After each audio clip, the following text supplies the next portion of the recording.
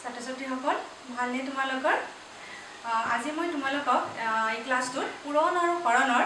সম্বন্ধ সম্পৰ্কে বুজাব লৈছো আমি ইতিমধ্যে হৰণ অংক কৰিলো হয়নে নহয় এটা হৰণ অংক যেতিয়া আমি শিকিছিলো প্ৰথমতে তাত আমি প্ৰথম যেতিয়া শিকিছিলো তাত আমি কি কৰিছিলো যে ভাগ কৰি কৰি বা বিয়োগ কৰি কৰি হৰণৰ ধাৰণা প্ৰথমতে তেনেকৈ আমি পাইছিলো হৰণৰ ধাৰণাটো আৰু তাৰ পিছত পূৰণৰ বিপৰীতে হৰণৰ ধাৰণা পাইছিলো নহয় জানো তাৰ পিছত আমি হৰণ কৰা পদ্ধতি শিকিছো গতিকে আজি মই পূৰণ আৰু হৰণৰ সম্বন্ধটো দেখুৱাই দিব লৈছো এতিয়া মই তাৰ কাৰণে এটা উদাহৰণ লৈছো ধৰা যিকোনো দুটা সংখ্যা 3 আৰু 5 যিকোনো দুটা সংখ্যা লৈছো 3 আৰু 5 3 আৰু 5ক পূৰণ কৰিলে আমি কি পাম 15 তোমালোকে পূৰণৰ নেওতা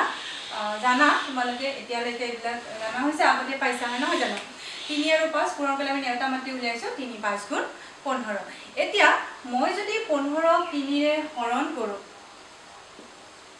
15ক যদি 3 ৰে হৰণ কৰো তেতিয়াহলে আমি কি পাম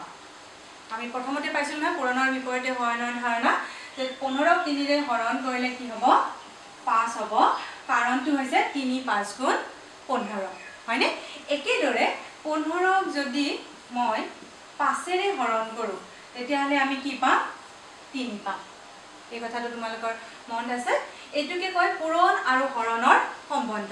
যে 3 5 গুণ যদি 15 হয় তেতিয়াহলে এই 15ক যদি মই 3 ৰে যিকোনো এটা সংখ্যাৰে হৰণ কৰো তেতিয়াহলে এই আন্ত সংখ্যা পাম 5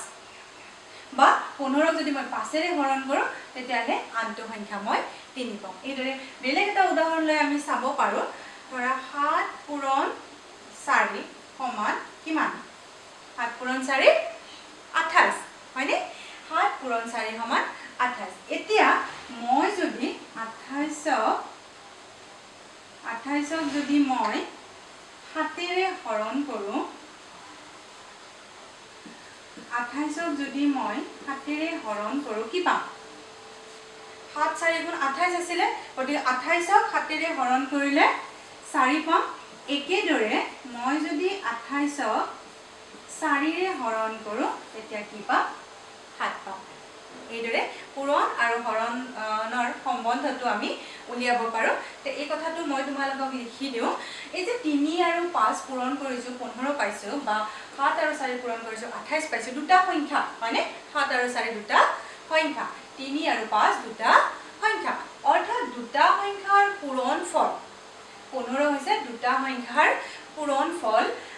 15 আৰু 15ক যেতিয়া মই যিকোনো এটা সংখ্যাৰে হৰণ কৰিছিলো তেতিয়া মই আন্ত সংখ্যা পাইছিলো হয়নে 7 পূৰণ 4 সমান 28 28 হৰণ 7 সমান 4 আৰু 28 হৰণ 4 সমান 7 গতিকে মই এই কথাটো তোমালোকক লিখি দিও দুটা সংখ্যাৰ পূৰণফল তোমালোকে এই কথাটো মনত ৰাখিবা দুটা সংখ্যাৰ পূৰণফল হৰণ দুটা সংখ্যাৰ পূৰণফল হৰণ এটা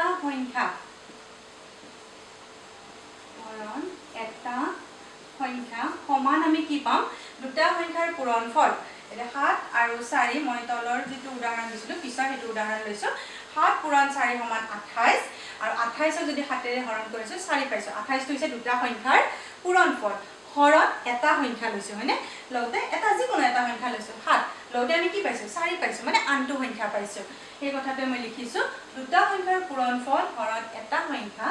সমান আন্ত সংখ্যা এই কথাটো তোমালোকে মনত ৰাখিবা দুটা সংখ্যাৰ পূৰণফল হৰণ এটা সংখ্যা সমান আন্ত সংখ্যা এতিয়া মই তোমালোকক দুটা উদাহৰণ দি এই কথাটো দেখুৱাই দিও প্ৰশ্ন এটা লিখি দিও তোমালোকক কেনেকুৱা ধৰণৰ হ'ব পাৰে অংকবোৰ অনুশীলনীৰ অংক এটাই লৈছো চাই লোৱা তোমালোকে প্ৰশ্নটো মই লিখি দিছো দুটা সংখ্যাৰ পূৰণফল 180 দুটা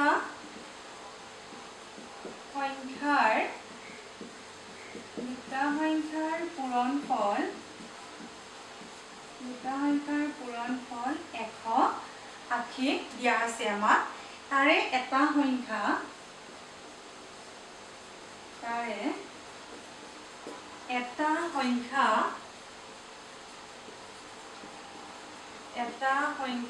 কি দিয়া আছে 15 হলে আনটো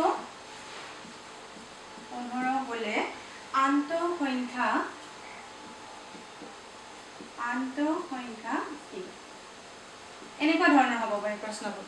দেই এনেকৈ আমাৰ আহিব পাৰে যে দুটা সংখ্যাৰ পূৰণফল 180 তাৰে এটা সংখ্যা 15 হলে আনটো সংখ্যা কি কৰিম আমি আনটো সংখ্যা উলিয়াবৰ কাৰণে এয়া দুটা সংখ্যাৰ পূৰণফল হৰণ এটা সংখ্যা আমি যে যিটো সংখ্যা দিয়া আছে সেই সংখ্যাটোৰে হৰণ কৰিলে আমি আনটো সংখ্যা পাম হয়নে এতিয়া আমি লিখিম কেনেকৈ সমাধান বুলি লিখি লৈছো মই এনেকুৱা ধৰণৰ অংকত আমি কি কৰো এটা আস্থানি লগাখন হয়নে এতিয়া কি দিয়া আছে আমাক দুটা সংখ্যাৰ পূৰণফল দিয়া আছে এই কথাটো মই লিখিলাম দুটা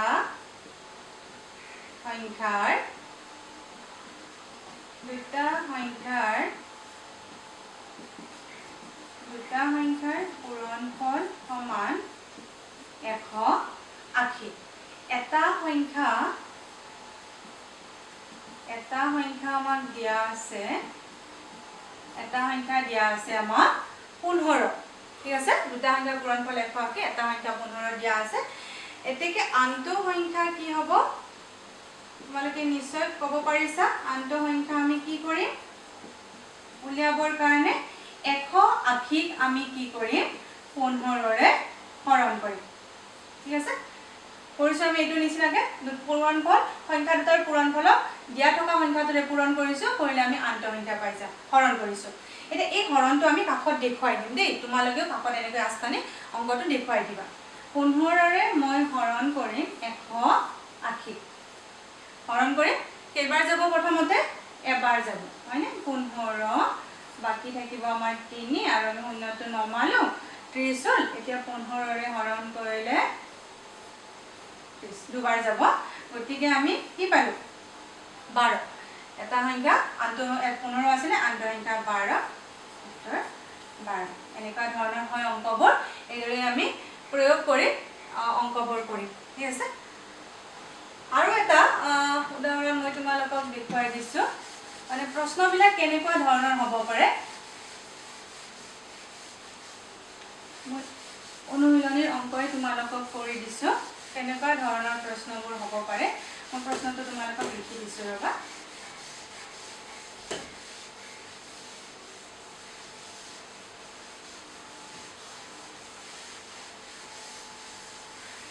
মই প্ৰশ্নটো লিখি দিছো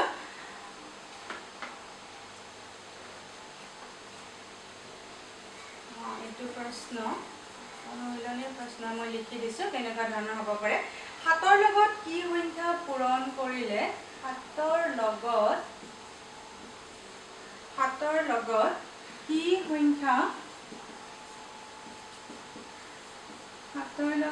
কি সংখ্যা পূৰণ কৰিলে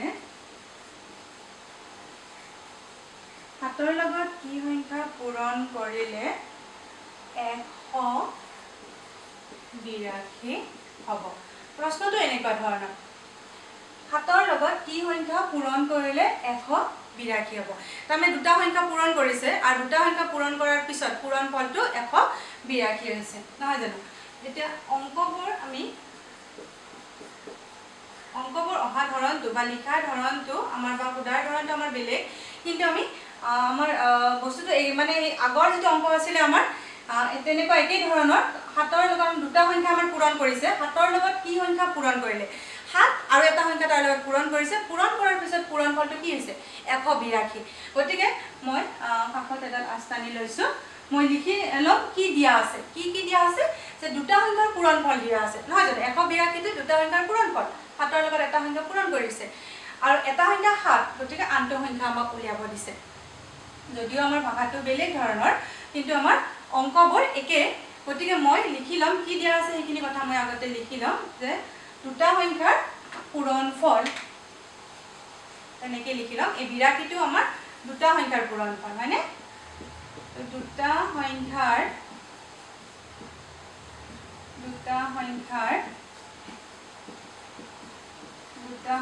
পূৰণফল 100 দুটা সংখ্যাৰ পূৰণফল 182 আমাক দিয়া আছে দুটা সংখ্যাৰ পূৰণফল 182 এটা সংখ্যা আমাক কি দিয়া আছে প্ৰশ্নটো এটা সংখ্যা কি দিয়া আছে আমাক 7 7ৰ লগত কি সংখ্যা পূৰণ কৰিলে বুলি সুধিছে গতিকে আমি জানো এটা সংখ্যা 7 আনটো সংখ্যা আমি উলিয়াব লাগে এটা সংখ্যা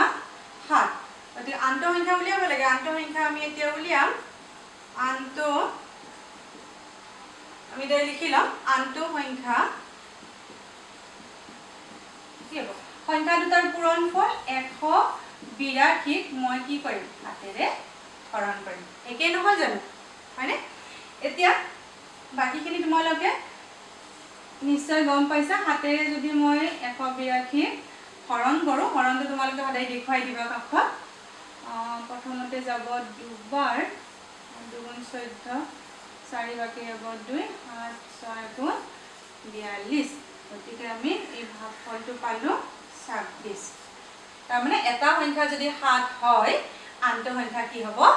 26 এতিয়া গম পাইছানে কেনেকুৱা ধৰণৰ হয় অংকবোৰ 7ৰ লগত কি সংখ্যা পূৰণ কৰিলে 182 হ'ব 7ৰ লগত 26 পূৰণ কৰিলে 182 হ'ব গতিকে লিখাটো আমাৰ একেই ধৰণৰ দুটা সংখ্যা পূৰণফল 182 এটা সংখ্যা 7 হলে আনটো সংখ্যা 182 হৰণ